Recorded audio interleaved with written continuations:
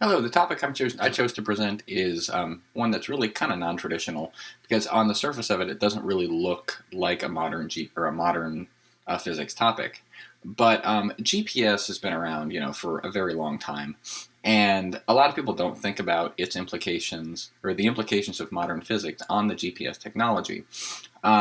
So I want to go through just basically what GPS is and how modern physics, primarily how both the theories of general and special relativity really dictate our usage of GPS, and how, if we didn't have general and special relativity and how they work, the entire system would be non-functional in just a series of hours. So we go through and look. This is what we're going to look at: the history, just a basic system summary, kind of how it works. The associated physics was we're going to look at special relativity and then general relativity, and then we're going to look at how both general and special relativity affect our reading time of the satellites.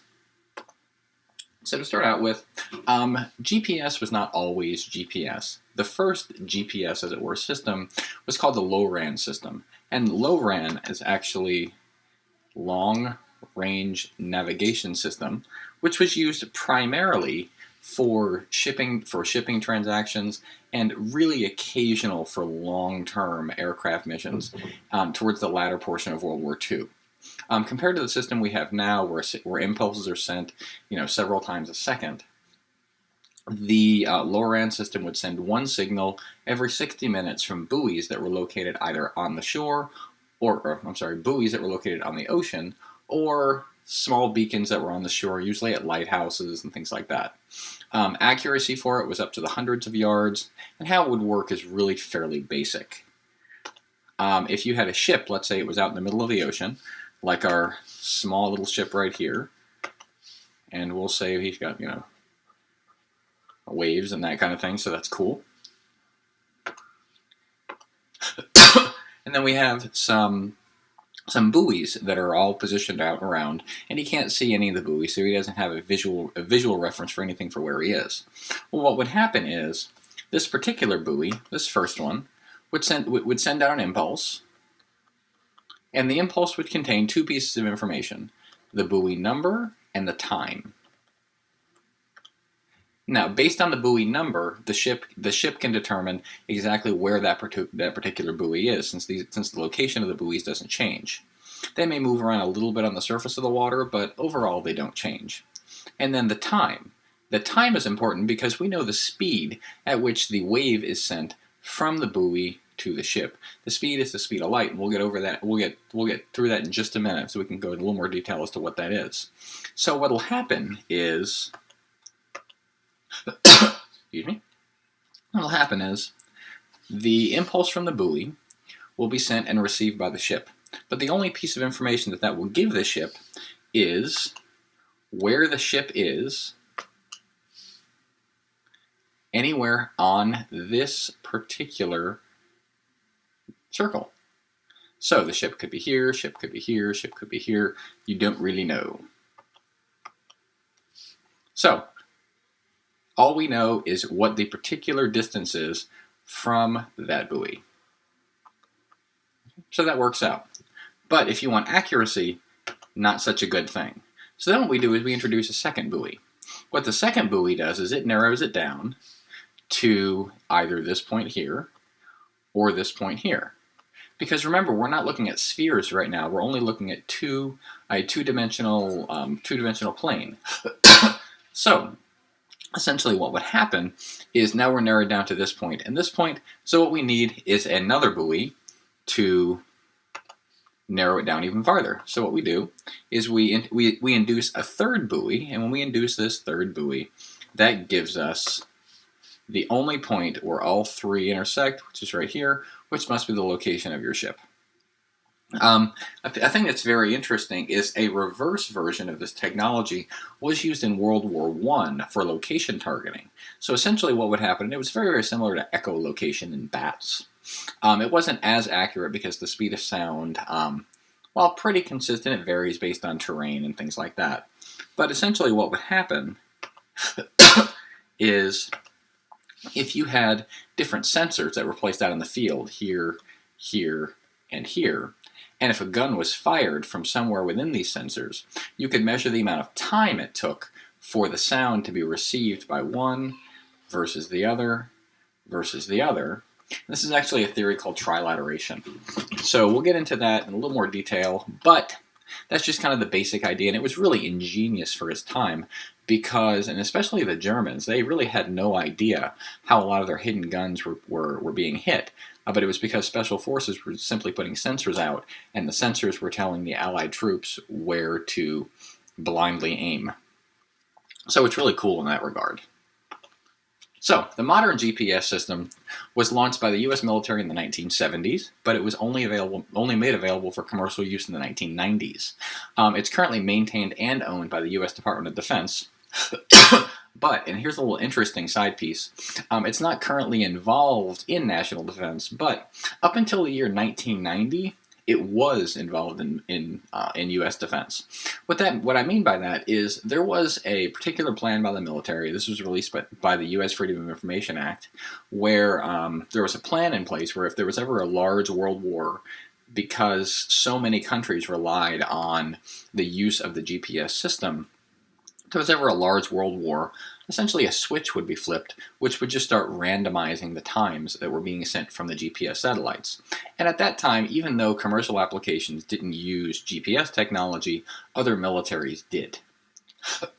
So what would happen is we could effectively eliminate their long-range navigation by simply scrambling the signals from our own satellites.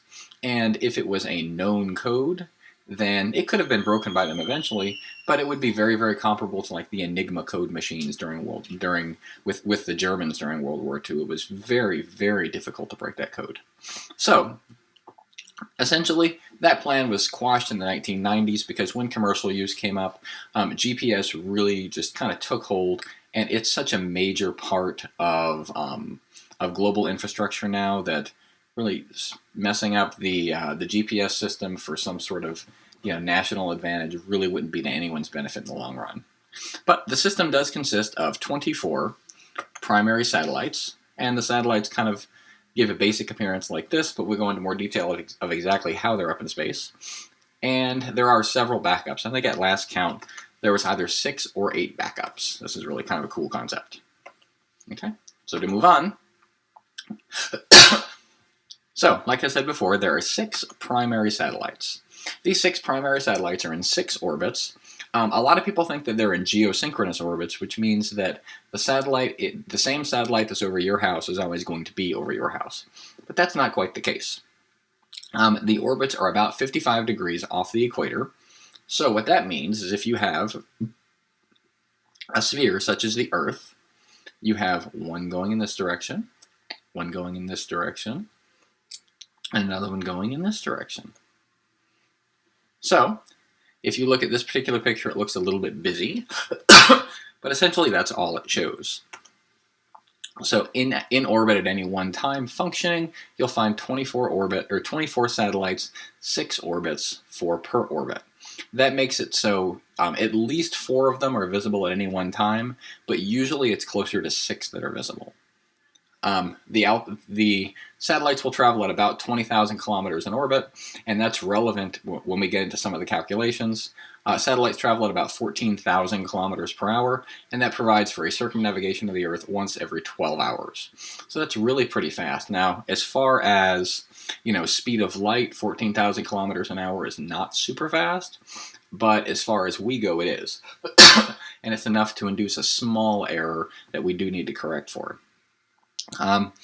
Since the receivers are programmed to know where each satellite is at any one time, the satellites don't need to send their own location information. They just need to send the time and the particular satellite number that's being utilized. And each one of the receivers is calibrated to know the position of each satellite within 55 to 100 meters in space. Now, I mentioned the in space thing because that is incredible accuracy, and that's primarily just mathematical models that show that because it's a predictable orbit pattern.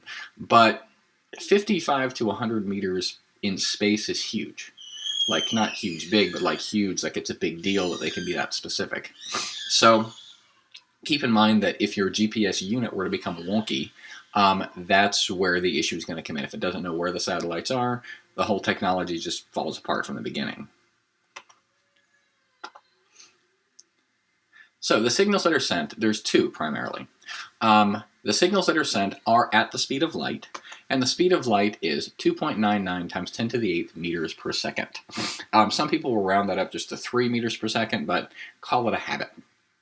That gives you about 3,000 kilometers per second. And just to give you a couple pieces of information about the speed of light, if light were to travel directly around the Earth at the surface of the Earth, a photon of light could navigate the Earth 7 to 8 times in 1 second. And if you were to send a photon from the sun to get to the Earth, it would take about 8 minutes. So, they use light years and parsecs and things like that. A light year is a very, very long time. And when we're looking at GPS technology, we're not looking at light years. We're looking at light seconds, light milliseconds, like light nanoseconds. And so it gets really interesting in that way. The time on the GPS satellites is actually kept by a really, really accurate cesium chloride atomic clock. Now, cesium chloride is good because it does fairly well in low temperatures, because space is about 3 degrees Kelvin. Its accuracy is due to known changes in the electron states, so we excite it to a slightly higher electron state, and then it's predictable as to how it will change after that. Accuracy is to within 4 nanoseconds per day, so that is 4 times 10 to the negative 9th. Really small number per day. And keep in mind that there is some clock-induced error, because 4 nanoseconds per day, if you base it on this particular speed of light, you can take the error, which is 4 times 10 to the negative 9th seconds, times the speed of light, which is 2.99 times 10 to the 8th meters per second, and it will give you, for one satellite, an error of about 1.196 meters, just based on the atomic clock that's on board. Now, this isn't a really big deal, because hell, you're like, okay, well, I'll just have to look around to find my target on the ground. And it really doesn't get compounded that much, because you consider this is one satellite. You need at least 3 satellites to gain your position, so the overall clock-induced error is going to be about 3.588 meters, and that would be a circle. So if you're standing, something may be 3.588 meters away from you. So that's a little bit more, but if you're looking for a large object, or if you have eyes, it shouldn't be difficult to find what you're looking for if you're only 3.5 meters away.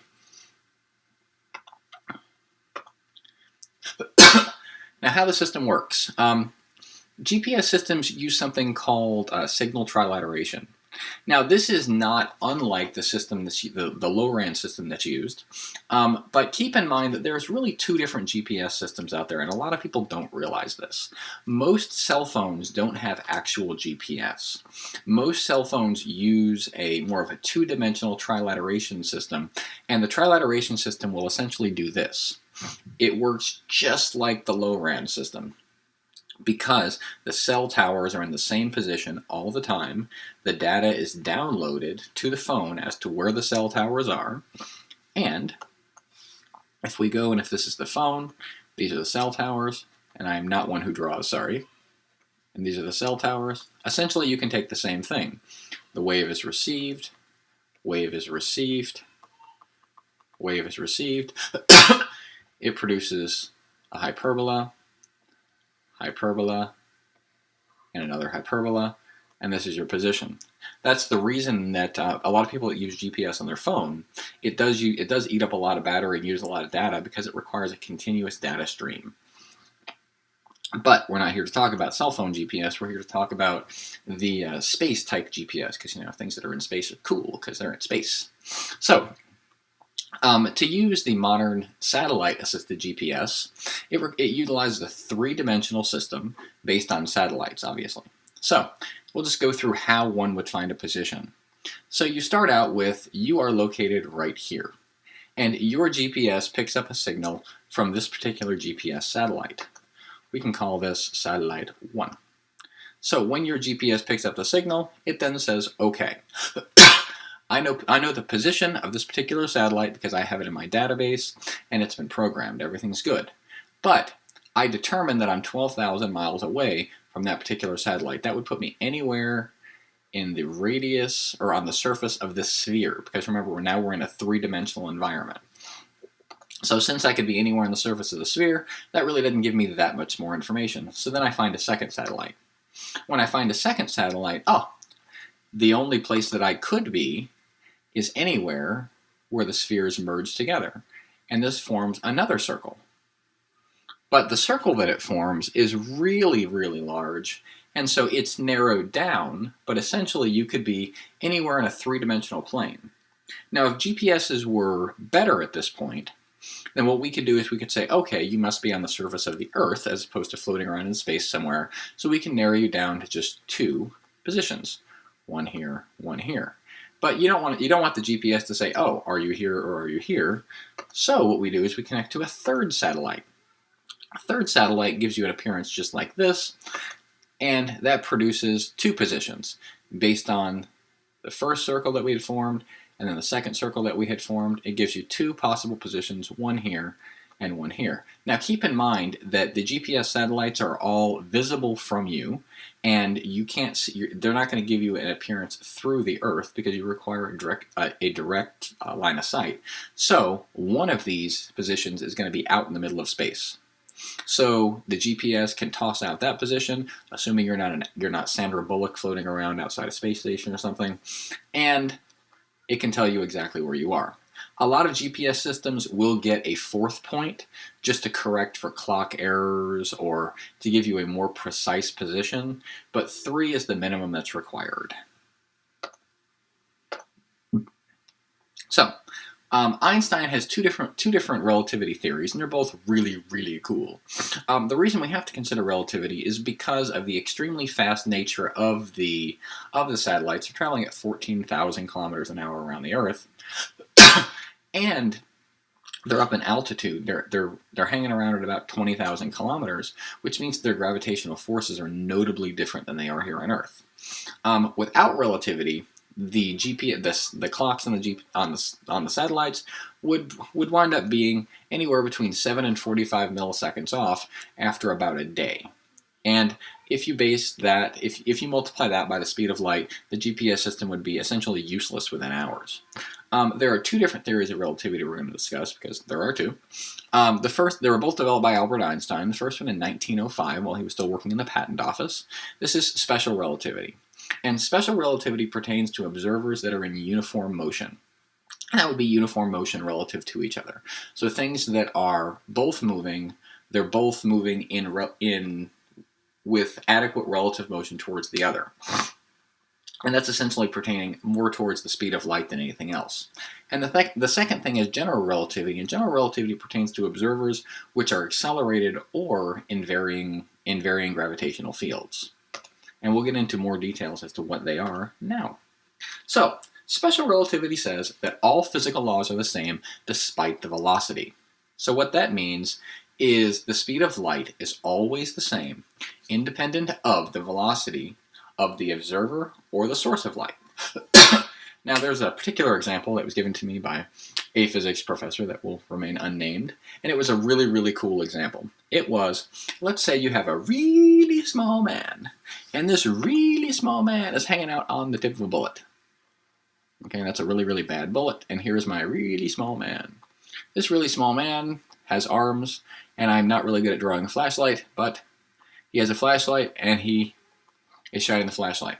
The bullet is moving at a forward velocity of, let's say, 1,000 feet per second.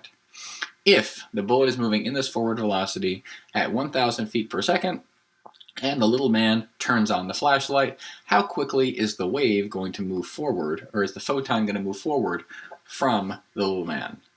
Well, the answer is the wave is going to move at exactly the speed of light, 2.99 times 10 to the 8th meters per second. Now, that seems a little bit counterintuitive, because you're saying, hey, well, if he's already moving at 1,000 feet per second, and the light wave is being accelerated at a rate of the speed of light plus this, shouldn't it be 2.99 times 10 to the 8th meters a second plus 1,000 feet per second? Well, it doesn't work like that. That's where special relativity comes into play. when when photons are fired from any source, even an accelerated source, they appear the same speed because the speed of light is sort of the cosmic speed limit for everything. There are a couple people that are trying to research and trying to prove that that's not the case, but as far as all this relativity stuff is concerned, and as far as GPS satellites are concerned, that is the rule. So, an experiment that was done by Michelson and Morley, this was a long time ago, they were trying to assess if Einstein was actually right, and if the speed of light does vary with acceleration. And so they were looking at, okay, how can we get a really, really fast point of acceleration? And they were like, well, we don't really need to. The reason we don't really need to is because we're sitting on this big blue marble, and this big blue marble is moving pretty fast. So what they did was, on the Earth, this is Earth, yay, everything's happy. And then we went and we put an axis on the Earth, so this is the Earth axis right here, and then the Earth is going to rotate about that axis. So here we have the speed of light was measured in 3 different directions. Of the 3 different directions, it was measured first in this direction right here, going with the acceleration of the Earth. So it was theorized that since the light photon was being fired in this direction, and the Earth was already rotating in this direction, that the speed of light going in this direction should be faster than any other.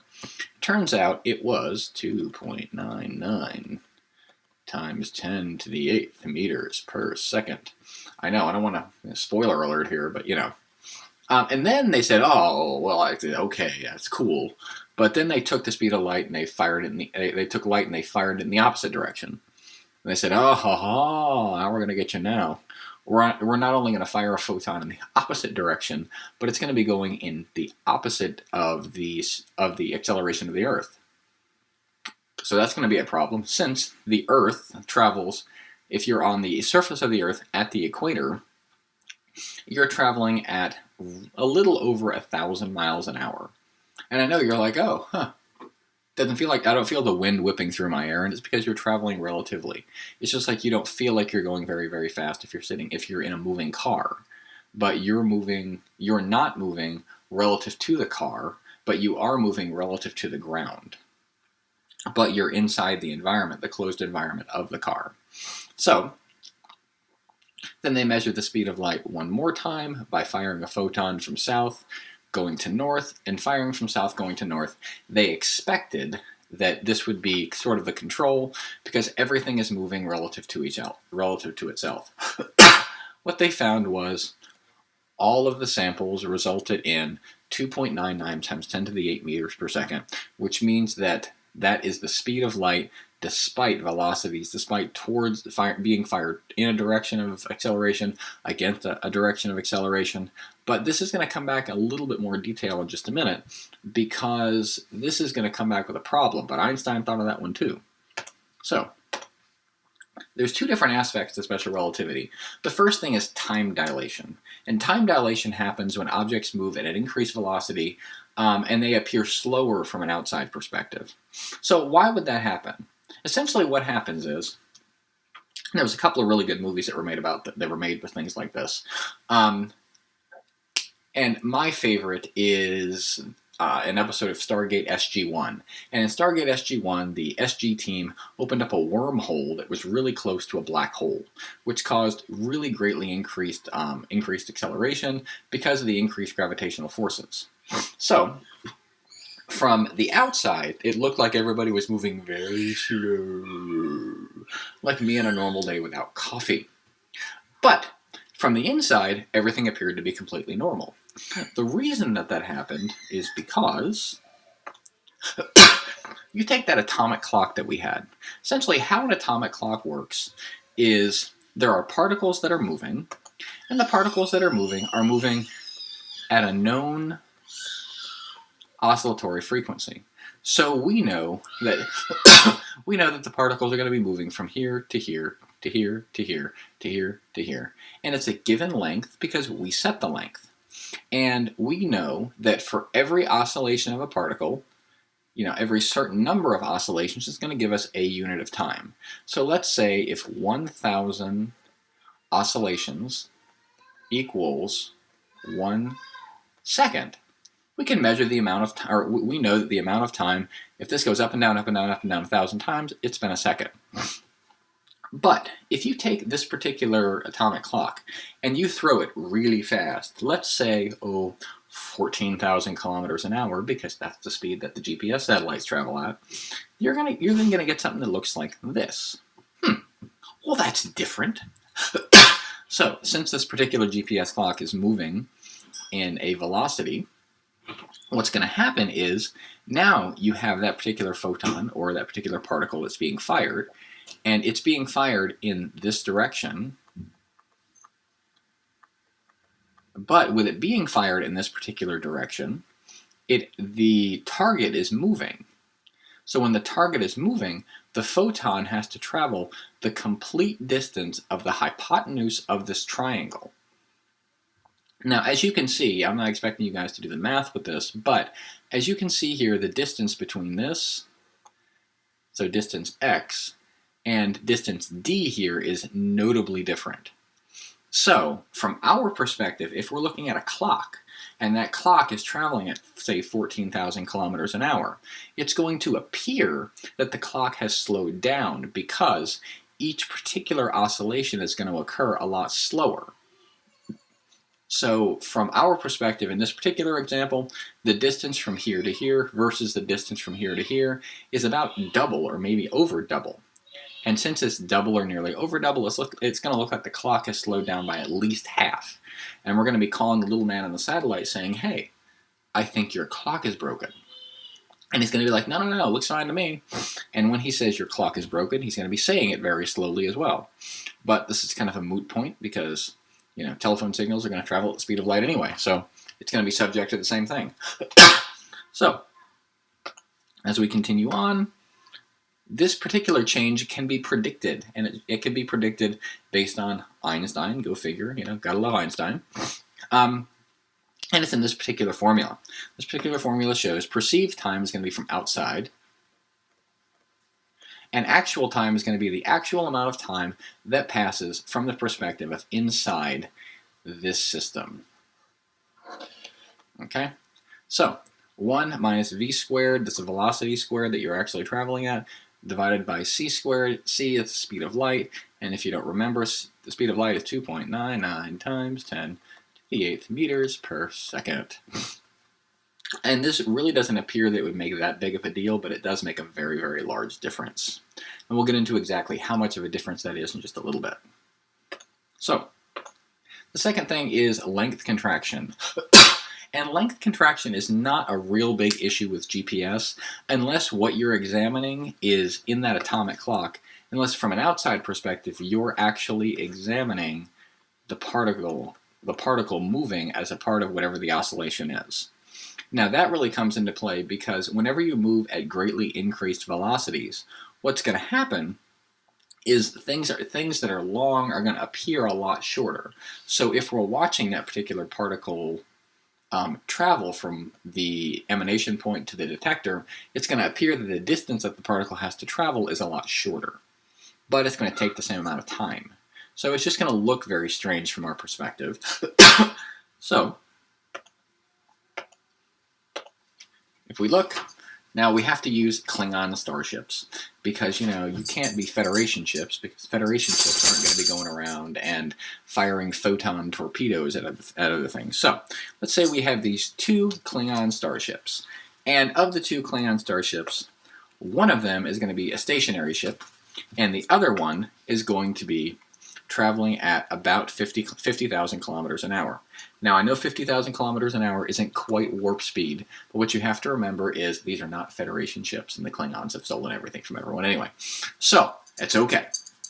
So here's what they're going to do. These 2 ships are both going to fire a photon torpedo when they're at the exact same point in space. So this ship right here is traveling in this direction at 50,000 kilometers an hour. This ship is sitting still.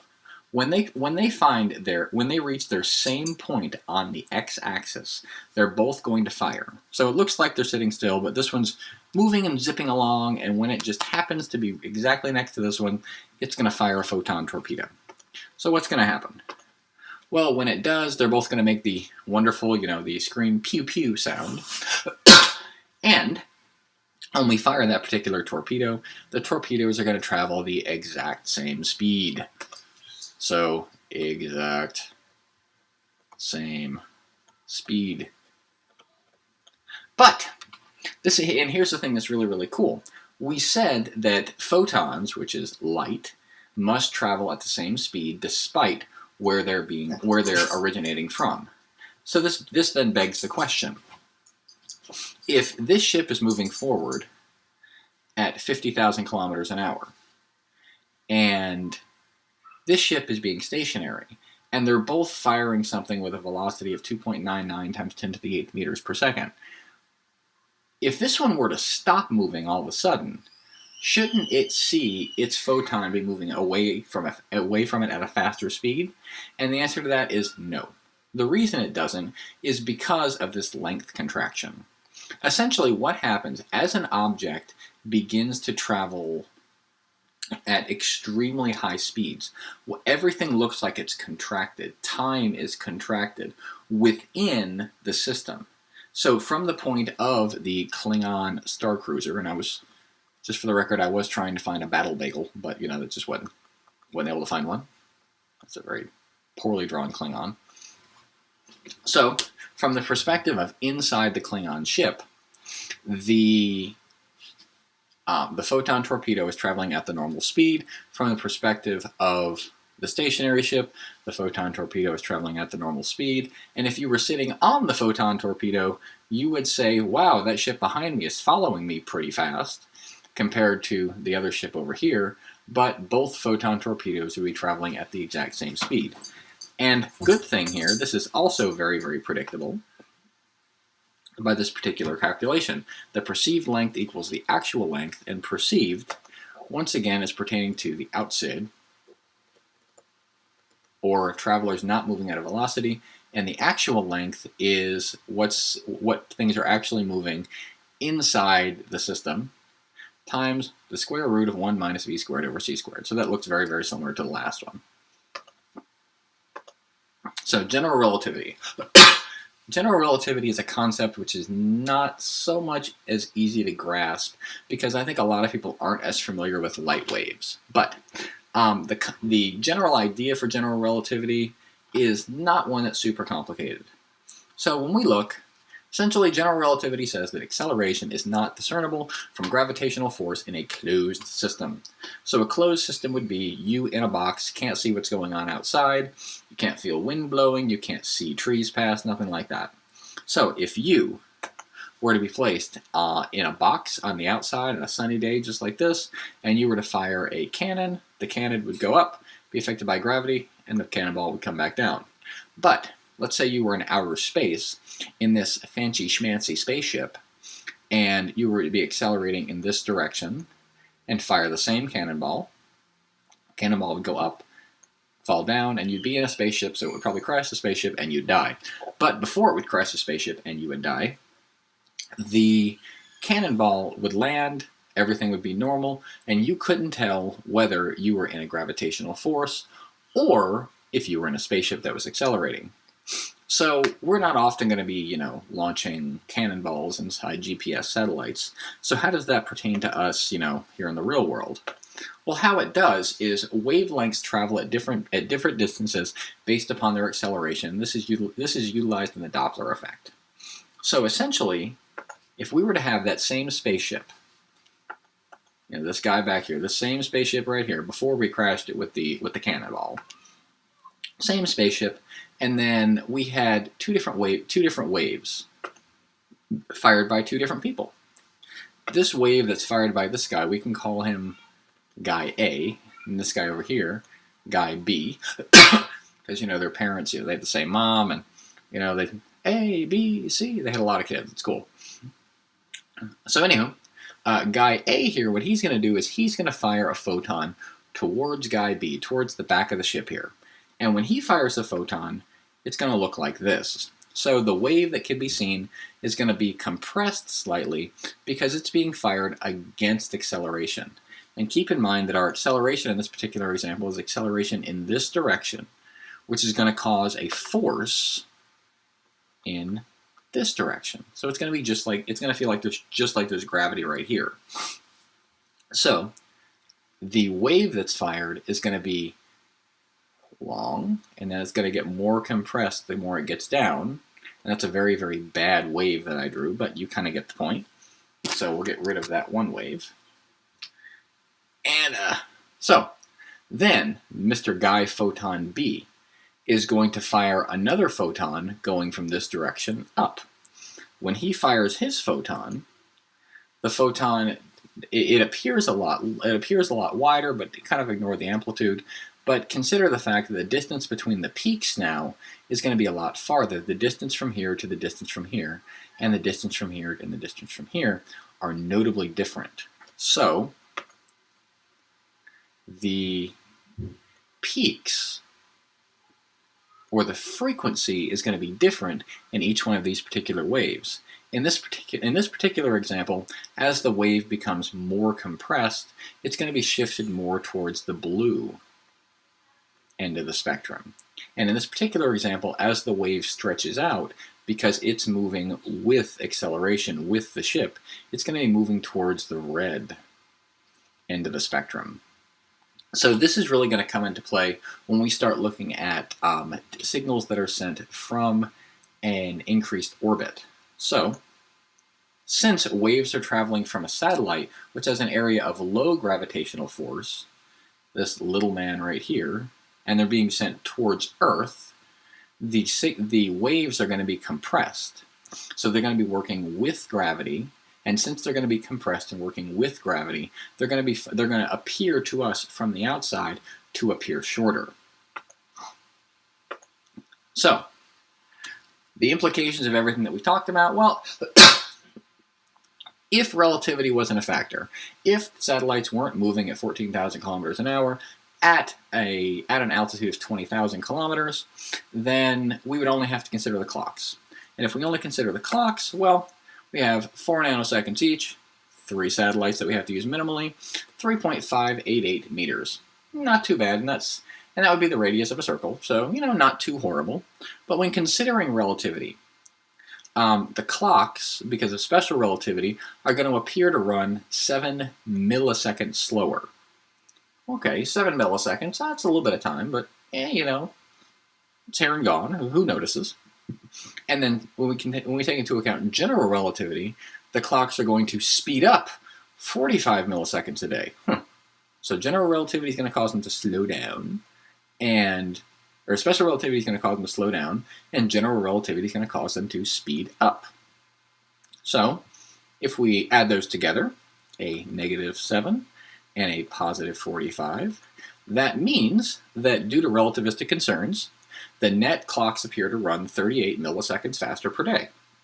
And you're like, well, if my alarm clock were to run 38 milliseconds faster a day, yeah, it'd be a bummer after a few hundred years when, I have to wake up a few minutes early. But it's really not going to cause you a whole lot of issues. But because we're considering things that are traveling at such fast speed, it does become an issue. And I just kind of gave away the next answer. But 38 milliseconds fast. That's not too long. Wrong. The reason it's wrong is because if you consider 38 milliseconds, which is 0.038 seconds, times the speed of light, which is 2.99 times 10 to the 8th meters per second, that gives you an error of 11,362,000 meters per day as an error. So that's a little bit excessive. And I know a lot of my American friends here not really into the whole meters thing and kilometers thing, but that's an error of 7,060 miles per day compounded every day. So if you consider that, that means that without relativity, after 4 hours, your GPS could not distinguish your position from New York to Nebraska. Now you could probably look around and be like, hey, I'm probably not in New York anymore there, Toto. But you really don't want to have to do that. And computers can't differentiate from that. So, you have to consider this, but also consider the severity of this. After 1 day without relativity, if you took a GPS and put it down, it couldn't differentiate your position between New York City and Lahore, Pakistan. Once again, you'd probably be able to look outside and say, wow, this doesn't look like New York anymore, but the computers can't do that. So it kind of gives you an idea of how relativity affects the GPS technology that we use, and how quickly the GPS technology would be completely useless if we didn't have it. So, how could we possibly fix this issue? Because the satellite clocks are going to run slower, they're going to run faster because of general and special relativity. How can we fix the issue? Is it going to be one like the pencil, or like the ink pen that won't write in space, where NASA has to spend $2 million on it, and then they have to develop a new pressurized pen? And there's a good reason why they did that, so I'm not picking on NASA at all. But is that what we're going to have to do? So are we going to have to do any sort of complex research, or maybe spend millions and millions of dollars on this problem? Well, not really, no. Because somebody that's pretty smart said, oh, well, if the clocks run net 38 milliseconds faster per day, why don't we just set them to run 38 milliseconds slow before we send them up to orbit? And that way, from our perspective, they appear normal. So it's really cool in that regard, and that was the big NASA fix. So, disaster was averted simply by setting the clocks to run 38 milliseconds slow per day. So I want to take you and say thank you very, very much for listening. I also want to throw a big thank you very much to Mr. Einstein here, because, without him, modern GPS technology would be non-existent. And I would be very, very confused every time I tried to drive. I'm going to go with anywhere. So thank you very, very much for listening. If you have any questions, please feel free to place them in the comments.